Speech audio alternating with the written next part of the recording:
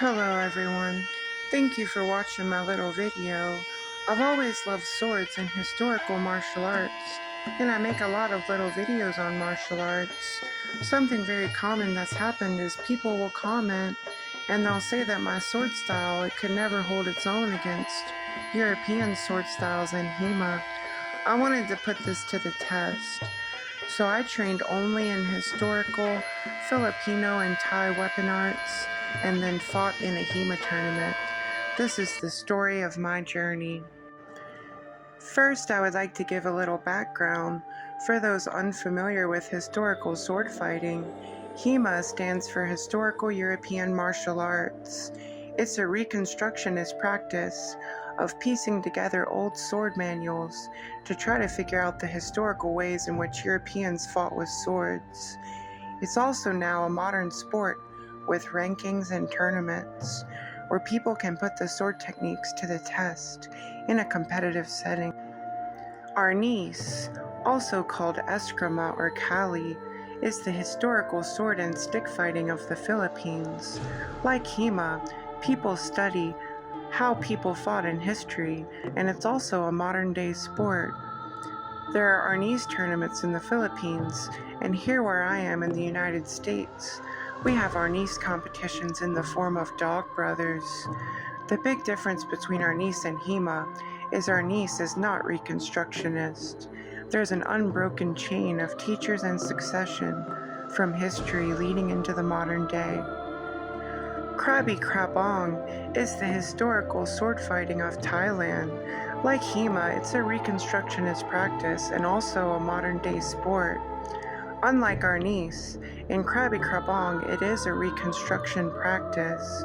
We lost a whole lot of information when the city of Ayutthaya was sacked, so people in the modern day work to piece it back together. Most of the knowledge we have of Krabi Krabong was held by the Ayutthaya palace guards, and what we have now is mostly from guards who escaped the city before it was sacked and became Buddhist monks. Krabi Krabong can be seen as the weapon form of Muay Thai and Muay Boran. I love Muay Thai, and so when I want to practice sword fighting, I train in Krabi Krabong and Arnis. However, I was very interested to see how these arts perform against European-style swords in a competitive setting. To prepare for the tournament, I did not have ready access to sparring partners, so the bulk of my preparation and training was drilling, footwork, strikes, blocks, everything. I spent many hours hitting the pel and doing striking and footwork drills. I took the preparation very seriously, as if preparing for a Muay Thai or MMA fight. I did get to go up and do some sparring with a very good HEMA fighter to sort of get calibrated to the intensity people are fighting at in HEMA, but it was very far away. So before the tournament, I only got to visit to spar with HEMA people twice.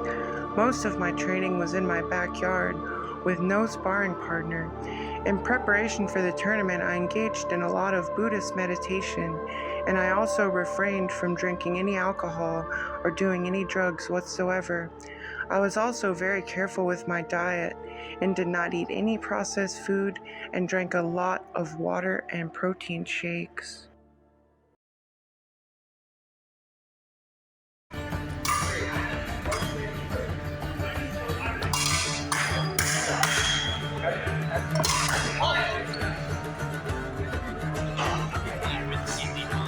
Seconds.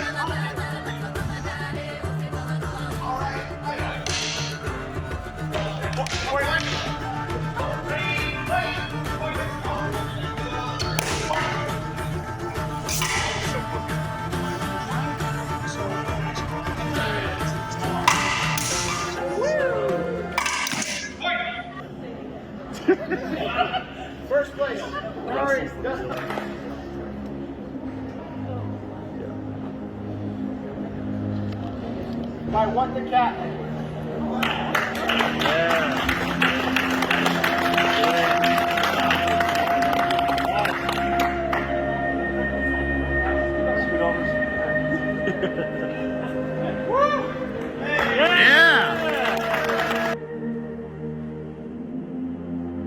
All in all, I would say that my experiment was a great success. I trained only in Southeast Asian historical weapon arts. I went to the HEMA tournament to compete at the highest level of competition I could find anywhere close to me, and I think that I did really good. I won about half of my fights. There was definitely some fights that I lost and some room for improvement, but I was given the Iron Amazon Award for being the lady fighter who won the most fights across all the events of the tournament.